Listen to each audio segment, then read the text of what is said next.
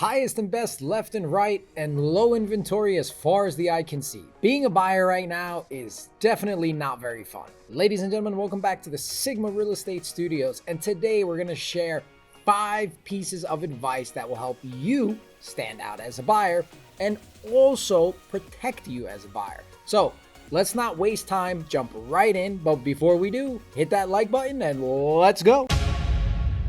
Okay, so let's take a look at how this works. So when you first interview with an agent, you're in essence selecting someone to present you as the potential buyer of a property that you like. It's kind of like a defense attorney representing their client in a trial. Now, obviously, you're going to hire the best attorney that will prove your innocence using evidence to support their case. It's the same exact thing in real estate. You see, you will be providing us with all of the evidence that we need to showcase you as the best possible buyer for this property. So what kind of evidence am I talking about? The first and most important piece of evidence is your financials.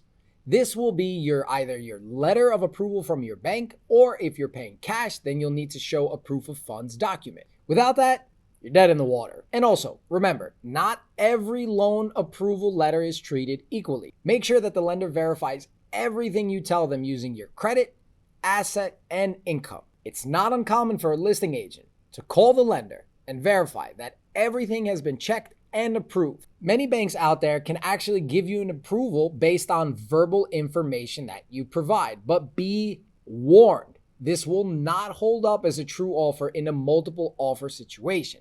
And the listing agent will explain this to their client that, hey, you verbally told the bank all of this, but the bank didn't actually check any of it.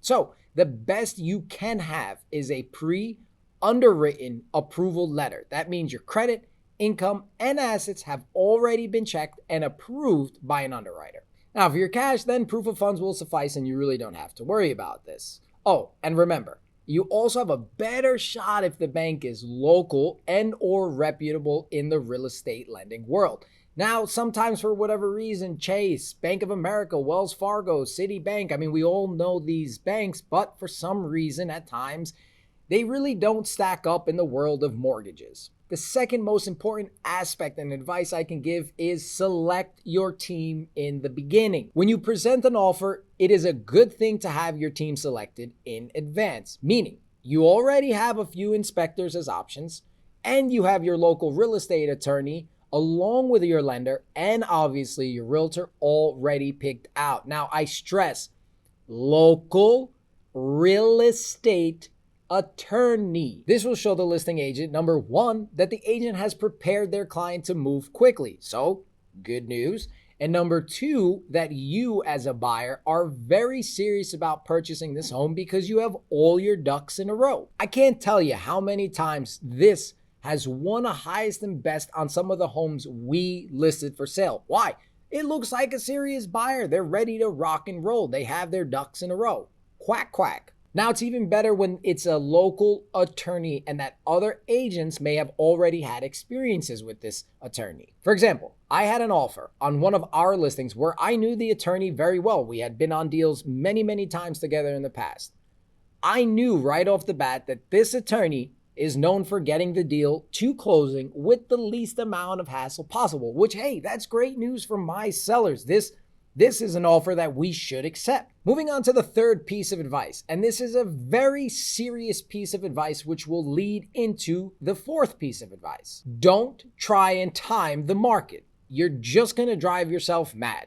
Instead, focus on what you can control, and that's your maximum payment and what can you afford to put down on a home. I also want you to understand that you should be purchasing a home that you can afford both today and for the years to come. Remember, real estate is like any other cyclical market, and history has shown that the value will always trend upward over time when it comes to real estate. So even if you think you're buying high now and it goes down a little bit, as long as you can still afford the home, who cares? It will eventually go back up. And that segues into number 4. Know your numbers. Know how much you're willing to put down and how much you can safely afford every month. You don't want to be house poor. Listen, there may be times in the highest and best that your emotions may get the best of you, and that's very natural. As humans, we do exhibit some level of competitiveness, especially when we see something that we want really bad. Try not to let this happen, okay? Approach homes with a logical mindset. And if you happen to find one that you absolutely love and the numbers still align, even if you go above the asking price, then hey, I'm all for it because you still qualify, you're still comfortable, and you're not going to put yourself in a hole. And last, but certainly not least, number 5.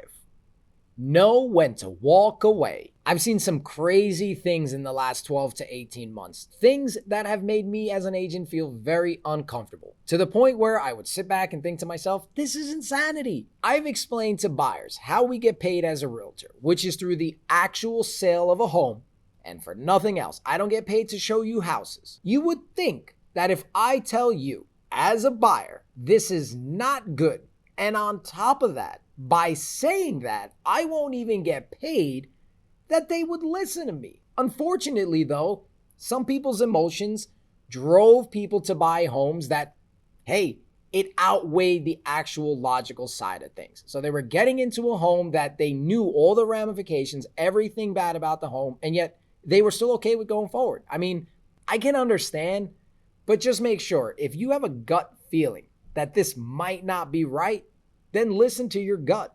It's a crazy, crazy market. And hopefully, as time progresses and building resumes, that will start to stabilize just a little bit. But until then, remember the 5 pieces of advice.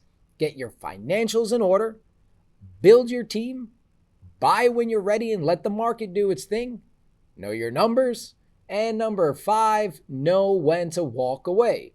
Now, if you do have questions that, maybe weren't covered in this video or something that popped into your mind while you were listening to these pieces of advice, you can always drop a comment down below. We are really good at responding to comments, so feel free. Or if you want something, more personal and something on a private level, you can click the Calendly link down below and it'll get you a 15-minute call with myself or a member of the team. And you know the drill. Hit that subscribe button, ding the bell, and I will see you here next time. I'm your host, Jimmy O'Done, and this was the best advice for home buyers. Toodles!